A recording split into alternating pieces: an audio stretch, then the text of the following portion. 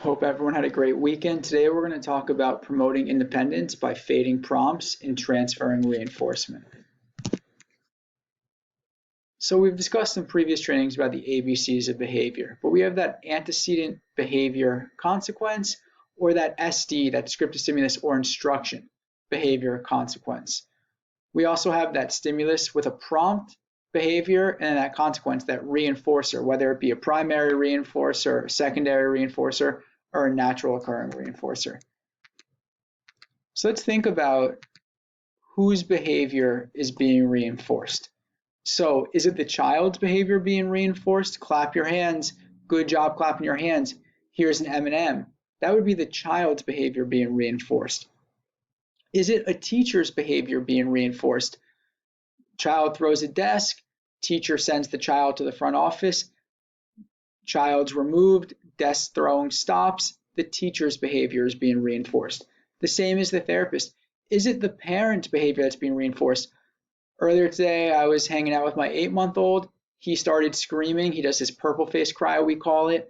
I picked him up off the floor. He stopped screaming. I was reinforced by picking him up because the purple face cry stopped. So think about whose behavior is being reinforced in each contingency, or are multiple people's behavior being reinforced?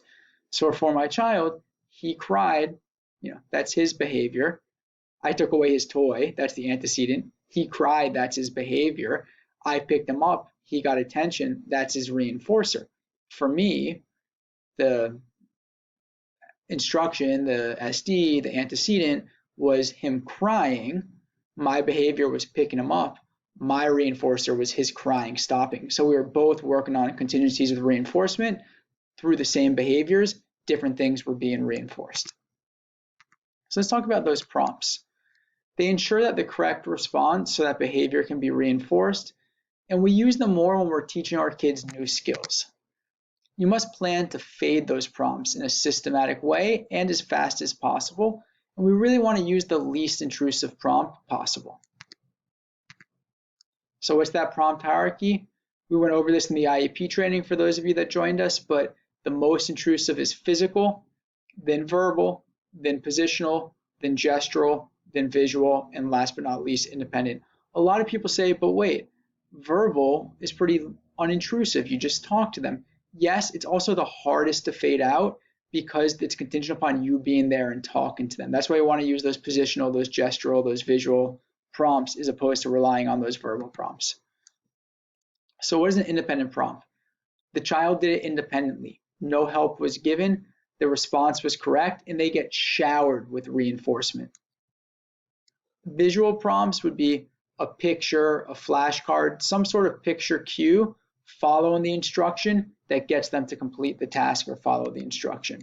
Gestural would be the response occurs after a point, a wave, a tap, some sort of gesture from the adult, but it's not a full model of the action. That would be a model prompt. Positional would be if I want you to touch the ball, if that's the instruction, point to ball, touch ball, they're more likely to touch the ball because it's closer to them. Now they're even. Touch phone. So we're using specific arrangements of materials to get the correct response. It might be the right answer closer to the child, as I just showed you, or it could be something as simple as if you know your child grabs the thing on the right every time, you put the correct answer on the right, so they're more likely to grab the correct answer. Verbal prompts. That's when the response follows you saying the answer, you saying part of the answer. It's the easiest to use, but it's the hardest to fade. And you want to avoid using verbal prompts if there are other cues that can be effective. The instruction I was always taught when I was coming through the field was you only use verbal prompts for verbal behaviors. So if you want your child to say cookie, saying cookie is a verbal behavior, you can use a verbal prompt. If you want the child to stand up, standing up is a nonverbal behavior, you say it once, that's the instruction, and then we zip our mouth, there's no more verbal prompts, then we're using a gesture, a visual holding cue, or we're just physically standing them up. Model. The child's response follows the adult doing the entire action or a peer doing the entire action. You have to have the student's attention for it to be effective, although this is true for really all prompts, and the child must be able to imitate models for it to be effective. Physical prompts. That's the adult providing some type of physical assistance, and that could be a partial physical, which is just like a setup, all the way through full physical hand over hand. You really want to plan to fade prompts to promote independence. Maybe we're going from a most to least, which would be hand over hand, full physical, verbal, visual, gestural, independent, or we're going to do graduated guidance where we're going to kind of follow them. We're going to do a least to most, which is going from independent all the way up to physical, or we're going to delay until we give the prompt. So we're going to wait 1 second, then 3 seconds, then 5 seconds to prompt them. That most to least starts with a full physical all the way through the task, then we reduce. It could be moving from physical prompts to visual, could move from physical to gestural to visual. Recommended for that motor imitation, clap hands, stomp feet, feeding, dressing, follow instructions, vocational tasks, manual guidance. That's really where we're looking at for that most to least. Graduated guidance will be providing a physical prompt only when it's needed and then fading out immediately. So you're kind of hovering, and right when they need it, you jump in, and then you fade out until you need to jump in again. Shadowing would be kind of your following, but you're never actually touching. Spatial fading, you're changing the location of the prompt. You're moving from the hand to the wrist, the elbow to the shoulder, and then no contact. Least to most, again, you're starting independent, and then you're upping what you're given. That time delay we talked about, you're delaying until you give the reinforcer. So reinforcement, you really want to use powerful reinforcers when you're teaching your kids new skills or when you're working on something new with the child. Even if they've mastered the skill, but now you're teaching from home, you want to break out those big guns, those powerful reinforcers. Make sure that you are becoming a reinforcer within the reinforcer. It's not just good job, here's your Cheeto. Oh, I'm so proud of you, dude. High five. I love you. Here's your Cheeto. You want to help kind of avoid that, minimize the avoidance of tasks. And it might be necessary to assess the reinforcer. The reinforcers might change over time.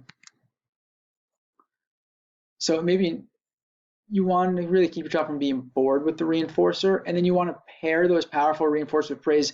Good job, I love the way you finished your work, high five, here's an M&M. So that good job high five takes on the power of the M&M. We want to reinforce all attempts at communication. If your child's nonverbal, limited verbal, just learning PECS or learning an AAC device, we want to reinforce all attempts at communication rather than just successful ones. We could use a token board, and then we might use primary reinforcers, sensory activities, or using activities such as Candyland, Connect 4, and iPad to use as reinforcers. You want to use reinforcer related to the outcome of the routine when possible. So opening your lunchbox, the reinforcer is getting your lunch. It's not, your toy train for opening your lunchbox. That's when it's possible. Intersperse favorite activities for a child to keep them in the group. Choose materials that are already reinforcing for the child. And you want to arrange your schedule so that something hard is followed by something preferred. So if you know at home your child hates sitting down and doing their math work virtually, after math work virtually is the family walk outside, which is a reinforcer. So what we want to start to do is fade those reinforcers on an intermittent schedule.